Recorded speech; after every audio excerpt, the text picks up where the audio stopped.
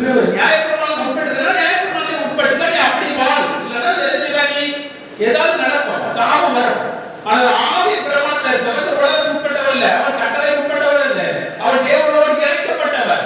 நாம் தேவனோடு இணைக்கப்பட்டிருக்கிறோம். அவன் சொல்லுங்க, நான் தேவனோடு இணைக்கப்பட்டிருக்கிறேன். இயேசு கிறிஸ்துவின் மூலமாக நாம் தேவனோடு இணைக்கப்பட்டிருக்கிறோம். நாங்கள் ஒரே ஆவியுடையவர்களாக இருக்கிறோம். நாங்கள் இயேசு கிறிஸ்துவின் ஒன்றாக இருக்கிறோம். ஆமென். ஒரே சரீரமாக இருக்கிறோம், ஒரே அவயவமாக இருக்கிறோம். ஆமென். இதுதான் ராஜ்யத்தின் சுவிசேஷம். ராஜ்யத்தின் சுவிசேஷம் ராஜ்ய தன்மை இந்த பூமியில ஸ்தாபிக்கணும்.